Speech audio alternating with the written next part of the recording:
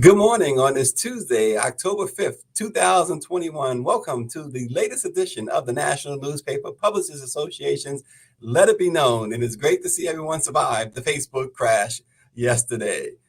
Sherman Smith has left a lasting impact on many NFL Hall of Fame players, including the great Tony Dungy, Eddie George, and many, many more. Well, how did he make that impact? Well, the coach says that he simply treated his players like they were his own. Like his own son, I should say. He is now talking in depth about his inspiring story in the new documentary, Show Me the Father. Today, we're going to talk to NFL Super Bowl winning coach, Sherman Smith. But first, of course, the headlines for today. Clara Mclaughlin, the famous author and publisher of the Florida Star and the Georgia Star in Jacksonville, Florida, has died. McLaughlin had battled cancer and other illnesses for some time, but family and friends say she fiercely fought to the end. She was a total icon. Arthea Nixon, a publicist, author, and writer for McLaughlin's two publications, said yesterday, "She gave me my first job. When my daughter was 6, she gave her a space to write a column." McLaughlin's interest in publishing began in high school, creating the first student newsletter in Gainesville, Florida. Later, she attended the Hampton Institute in Virginia and displayed an interest in music. She then joined the U.S. Navy and worked as an organist for the Navy Chapel. Following her military service, McLaughlin attended Howard University in Washington, D.C., where she served as editor-in-chief of the school's Bison Yearbook. She earned a journalism degree from the historically Black University and later helped found the National Black Communications Society. After expressing her disdain for how television depicted females of color, McLaughlin purchased KLMG-TV, and she became the first Black woman to own and be the largest shareholder of a network-affiliated station. She purchased the Florida Star and the Georgia Star in 2002 and catapulted those foundational Black newspapers into national must-reads. Clara Mclaughlin has died, a member of the National Newspaper Publishers Association. We all extend our sincere condolences to her family and to the staff of the Florida Star and Georgia Star down in Jacksonville, Florida. Also in the news this morning, as the dissent in the Democratic caucus continues to undercut President Joe Biden's agenda, Senate Majority Leader Chuck Schumer reached out to lawmakers pleading with them to pass the Build Back Better Act. He said he wants them to address the debt limit and voting rights legislation. He says, "We are at a pivotal moment in the 117th Congress. We are trying to pass historic legislation to help American families and strengthen our democracy with the slimmest possible congressional majorities and a new Democratic president." His letter goes on to say, "Doing big things in Congress is hard. Doing really big things all at once is really, really hard."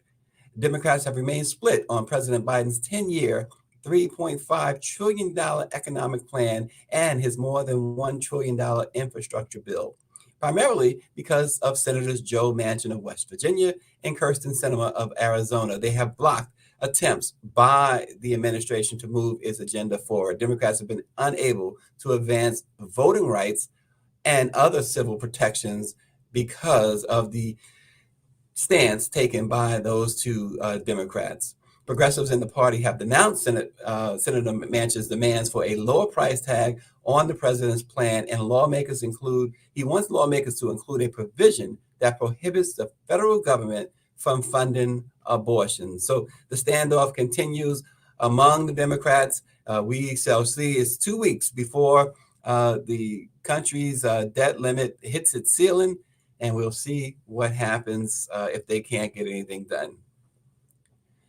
The recently unveiled sculpture of George Floyd in Union Square in New York City has already been vandalized.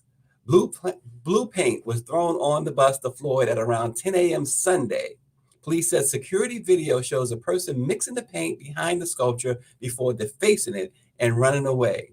Well, cleanup efforts are underway in New York for the sculpture, which was just unveiled last Thursday alongside statues of the Representative John Lewis and Breonna Taylor. The statue of George Floyd had been on display in Brooklyn, where it was also defaced there, too.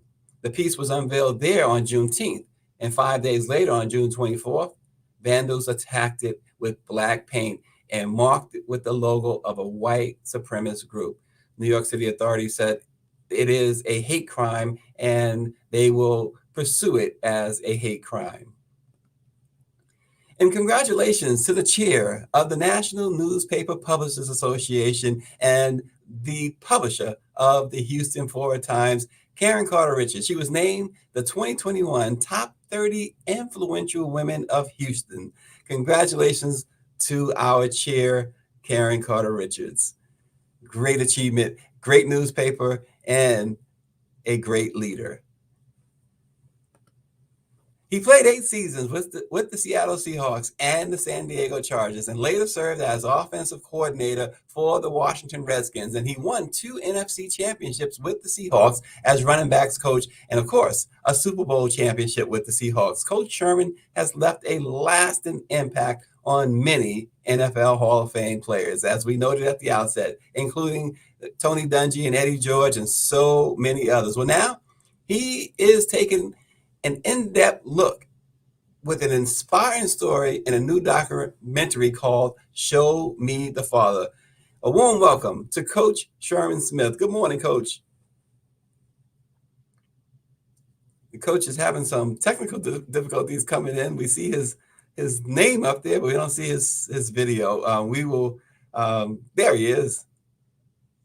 Sorry about that. Well, no problem, no problem. Any Super Bowl winner, you deserve a hiccup. Okay, well, and I hope we don't get too many here, Stacy. For some reason, I think I paid my cable bill and all that other stuff. So I don't know. You better check. Coach, first and foremost, congratulations on really what has been a very inspiring career. 8 seasons in the league, but then you really, really made your mark as a Super Bowl winning coach. Congratulations on the great career. Before we get into the documentary, just want to just talk about your career, particularly your coaching career. Do coaches ever stop coaching even after you leave the game? No, I don't think so. I think that's that part in you that you like to teach, you like to try to inspire and just make a difference. And so I think it's just part of who you are. It's not what you do; it's who you are. And as far as the game, it's a grind. I know it's a grind for the players, certainly a grind for the coaches. What goes into you won a Super Bowl? What goes into preparing for a season in which you are expected to contend, and then you go ahead and win the Super Bowl? Yeah, it is. It's different between being the hunter and being the hunted. And I know the year that we won the Super Bowl in Seattle, that was the prediction that we would win it. But so what we did, Stacy, we didn't change anything. We practiced every day like it was a championship game, from the beginning of preseason all the way to the end. So when we got to the big game, it was really no big deal. So it was just our preparation. I think our mindset is here's how we do it. We're going to try to be the best team we can be every day. And like I said, that started from training camp.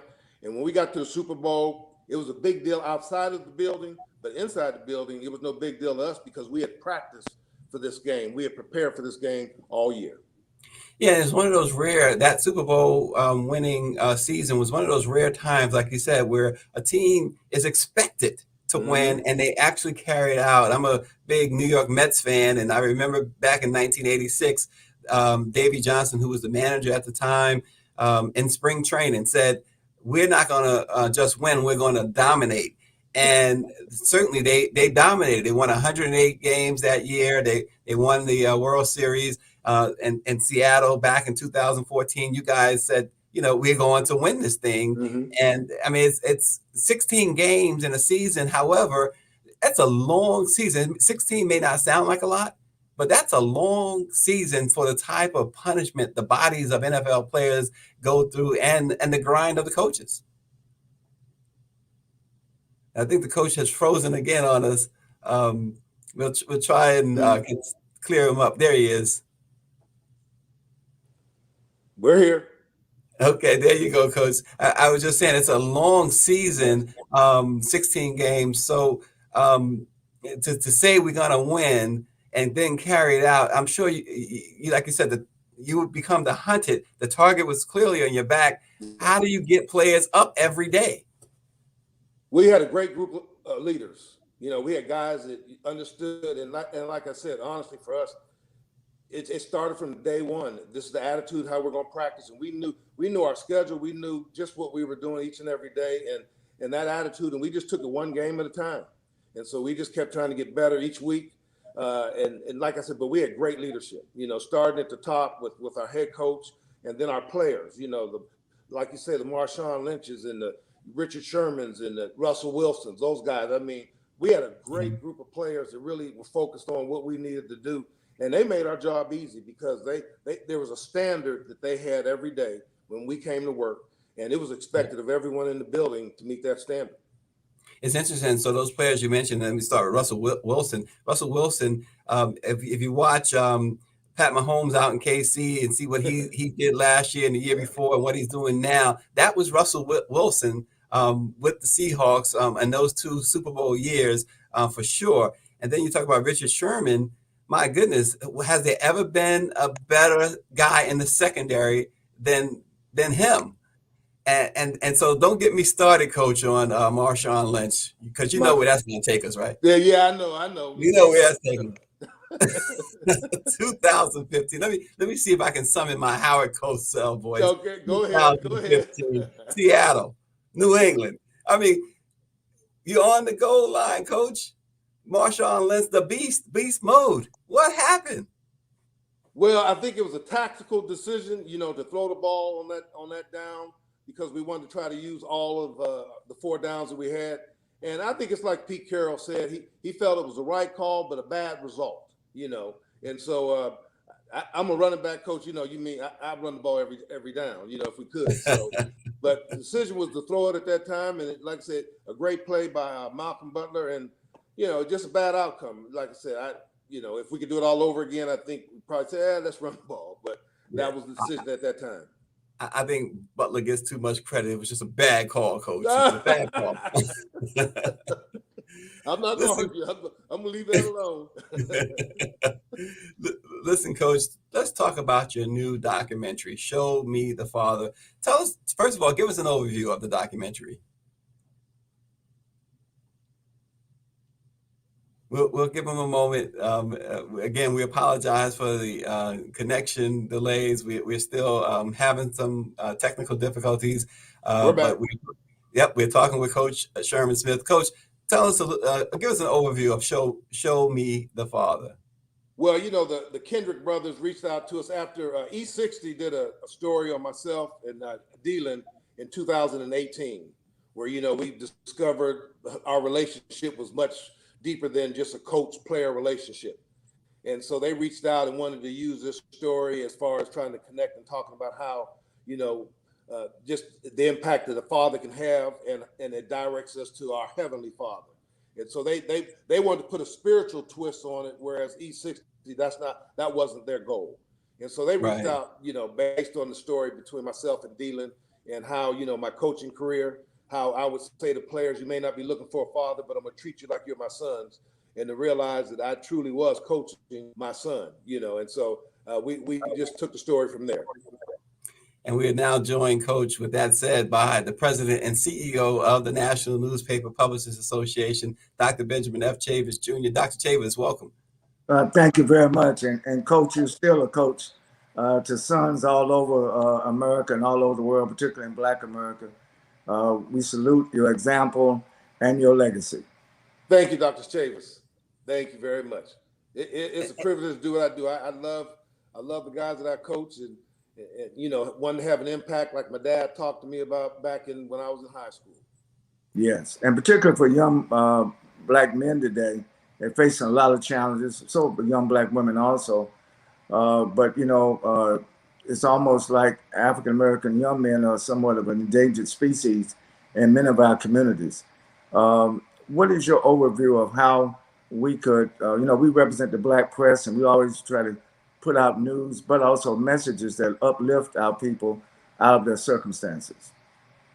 Well, I just think my dad asked me when I was a junior in high school what my plans were, and I gave him a plan that he didn't really like.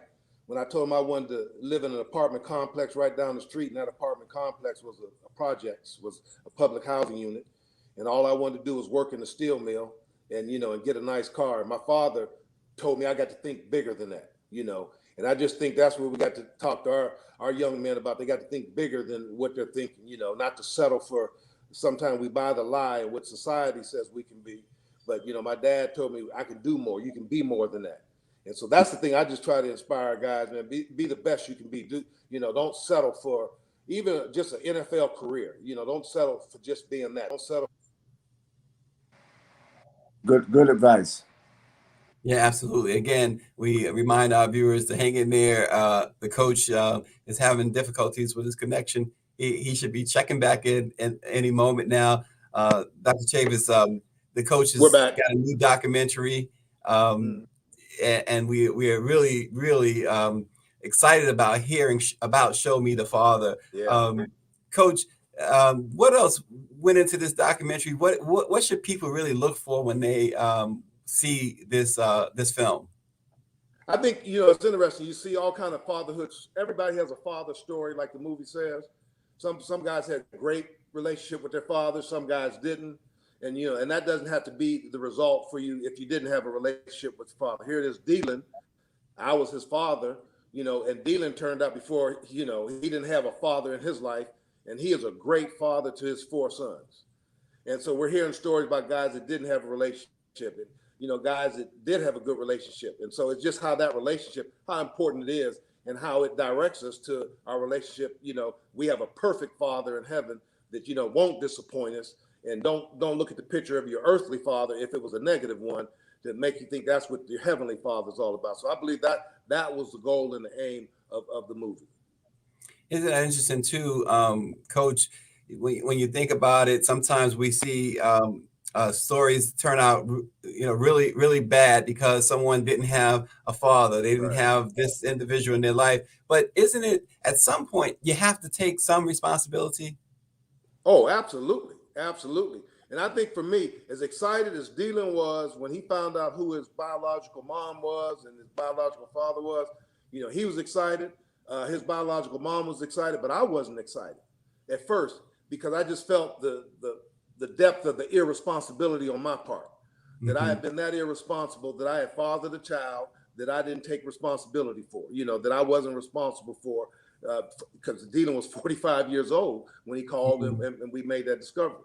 So for me, I just felt so bad because my dad brought me up to be responsible, and here it is, I'm coaching players and I'm talking to them about being responsible, being responsible. Right. And so then I find out, oh my goodness, I've been irresponsible in my responsibility to this young man, that I was that reckless and I keep using the word irresponsible growing up in high school, that, the result was this young man grew up without his father and I was responsible for that. So, and so along those lines, Coach, 45 years old, right? You said, how do you handle that situation? Some may try and make it all up at once. You can't do that, right? Can't do it. And that's what Dylan and I said. We knew right then, and even when we got with our 4 grandsons, I said, hey, we can't make up for all the years that we missed. All we can. Yeah, again, got to keep reminded. Unfortunately, we continue to have some technical difficulties with Coach Sherman Smith. Sherman Smith is former coach of the Seattle Seahawks. There you go. Your thought. You were talking about not trying to make all the years up at once. Why don't you continue with that? Yeah, Stacey, like I said, I apologize for whatever's going on here. Dylan and I had that relationship starting back when he was a senior in high school, and so even when I left Miami of Ohio and I was no longer coaching him, we stayed in contact with each other. And so when Dylan called to tell me that, Carol said I was his father, he said, if you aren't my father, great, we have a relationship. If you are my father, great, we'll build on that relationship. And so I apologized to him, and Dylan said, you've been in my life, so I was in the movie theater. I just didn't have the front row seat like I did with my 2 kids that I had through my marriage. And so we just built on that, and we appreciated the relationship that we did have. And so we weren't trying to make up for 45 years. what my grandsons, 18, however old they were those years. So we just built on what we had, and thank God for the time that we could express how much we cared about each other and develop that relationship further. Dr. Chavis? Yes, Coach, it reminds me that over 25 years ago, when we had the Million March in 1995, the theme was taking back responsibility, one of the themes. And what we found out is that it's never too late to take responsibility. That's right. And one of the things that we find in many of our communities, and you're such a great example, that when we do take responsibility, it makes a big difference going forward in the future. Yes, sir. Touch people. And then, one good thing about fatherhood, which I'm sure you know, it extends intergenerationally. And we need more good fathers. Don't wait till Father's Day to be That's right. Be a father, a good father every day. That's right. That's right. Well, I know, Dr. Davis, one thing that I would always say, is talking about irresponsibility. The irresponsibility is never neutral. Someone always becomes responsible for what you've been irresponsible for. Yes. And so that's what we got to understand, that we don't want someone else to become responsible for what we are responsible for, And so, like you said, it goes a generation. So as I stood before my young men, I know the impact my father had on me. And so I was talking to guys that they would have the impact on their kids, and their kids would have an impact on his grandkids. So just understanding how this carries on, and having guys that really embrace that idea of fatherhood and want to make a difference for generations. Let me just ask one more thing, because I know time is short. Today, we witness a number of athletes in the NFL as well as the NBA and even Major League Baseball. They have a social consciousness.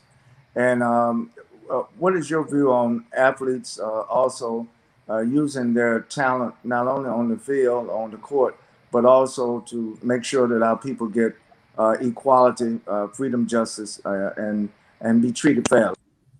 Yeah, Dr. Chavis, I go back to what my mother told me when I went to college. She let me know that going to college was not only a privilege, but I had a responsibility. And I think as our young men are looking at the talents that they have, the resources that they have, that they got to understand that they have a responsibility with that, and that's to make things better for those coming behind them. The responsibility to, not to just focus on the short outcome of sports, but to look long range and say, man, we got to make things better for everyone, not just for me. Hey, I'm living large, but understand that there are a lot of people that are still trying to make it. And so it's a responsibility. That's how, and I've dealt with players that see it that way. And I love it when I look at these guys, the Russell Wilson, Marshawn Lynch, and Eddie George, those guys, they see a responsibility to make things better for those coming behind them. And that social consciousness that they have is really inspiring as I look at them, that they not just caught up in themselves, but saying, hey, I got to make a difference for my generation. I remember when that thing came down with football players taking the knee, and they wanted to bring attention to it. And I was in a team meeting with the Seattle Seahawks. I had retired the year before. And I remember it was Michael Bennett. He said, when my kids asked me, Dad, what did you do to make a difference? He said, I'm going to let them know what I did, that I did something. He said, I'm willing to put it on the line. I'll take a knee. If they want to cut me, fire me, they can do that. He said, but I'm going to bring attention to what's going on in our country, dealing with racism and all these other things. So this was a guy that says, I'm going to make a difference. Right. Yeah, we're talking again with Super Bowl winning coach Sherman Smith. Should have had 2 Super Bowls, but we already discussed that. But I want to say good morning to Mark Campbell. David Youngblood is asking Coach Smith, what about your thoughts on professional athletes taking the vaccine? We see that there's been some controversy about the vaccine, and the NFL has really put down some tough policies. The NBA is trying to follow. Your thoughts? Well, I'm not going to be political on this. I think it's a responsibility that you take it. I think, it's a responsible thing to do. I know guys have questions about it, and I don't know, do they research everything like they want to research this vaccine? So I just know right now, most of the guys are taking the vaccination because they feel the responsibility to the team, to other people. They're making it about other people. And they're trusting the research and the doctors, and so they're putting faith in, as a believer, I put my faith in God. I trust him, and so Yeah, we're losing everybody now. Dr. Chavis, I like what the coach said there about they put their trust in other things. I'm back. I got you. I'm back with you. There you go. I want you to finish that thought, Coach. I'm sorry. Yeah, I want you No, to I finish just think it's responsibility. And as I talk to players, still connected with players in the league, they just feel it's a responsibility that you have, to care for other people and to care for themselves. So it relieves a lot of the issues that take place if you're not vaccinated, because you get treated a little bit different. You get tested more, you're isolated a little bit more, all that other stuff. So I would hope the guys would trust in the science and get the vaccination and then have the freedom so their teams can function without worrying about having an outbreak before a game, and all of a sudden you lose half your team. Yeah, So exactly. Coach, let's go back quickly to the documentary. When and where folks can see Show Me the Father? Well, I tell you what, it came out in theaters in September 10th. And a lot of theaters, it's probably left by now, because I think it was going to run for a couple of weeks. Due to the pandemic or whatever, it didn't get a lot of, people weren't showing up. My wife and I went and saw it 4 times. So, and so we went with family members, we went with our church group, and then my wife and I went by ourselves, and the theaters were empty. And so I think it's going to come out on Netflix. I think they're going to try to do some streaming, some Netflix, but it was showing at movie theaters all over the country. It started September 10th. Yeah, and we're looking. I think we're told that you're right. It will be on a streaming service sometime this fall. So those who are certainly interested can see Show Me the Father. Coach Sherman Smith, a really compelling story, Dr. Chavis. And again, we appreciate, with all the trouble that we're having this morning, we certainly got to have you back, Coach, to really complete this and I go hope in. so. More in depth to this. Dr. Chavis, I want you to right. And whenever you're in Washington, D.C., you have to let us know so we can have you in our studio. Your story needs to be reviewed by millions of people across the country and around the world. It's an uplifting story. We appreciate your leadership, Coach, and we appreciate your example as a great father. Well, Dr. Chavis, I appreciate you guys and what you're doing, the difference you're making. Believe you me, I'm able to do a lot of what I did because of work that you've done. And so I appreciate what you've done also. Thank you. God bless. God bless you guys now. Well, again, we want to, as we sign off this morning, want to again congratulate the NNPA's chair, the Black Press of America's chair, Karen Carter Richards. She was named the 2021 Top 30 Influential Women of Houston. Right. Congratulations to the Houston Four-Times Publisher. Dr. Chavis, I wanted to give you a chance to say a word about our chair. We have a great chair, and Coach, you'll be interested to know that our whole executive committee are all African-American women publishers, owners of newspapers in Houston, Atlanta, Charlotte, North Carolina, Norfolk, Virginia, and Jackson, Mississippi. So we salute our sister. And Karen Carter Richards also had a birthday this week. So we wish her a happy birthday and congratulations on her award. Yeah, absolutely. Congratulations. And don't forget to check out the National Newspaper Publishers Association and the Black Press of America on TikTok at NNPA Black Press. And don't forget, the Chavis Chronicles airs every Sunday on PBS and TV and PBS World, hosted by none other than Dr. Benjamin Chavis on PBS. Check your local listings. And let it be known, remember this, one man practicing sportsmanship is far better than 50 preaching it. We will see you tomorrow. Thank you.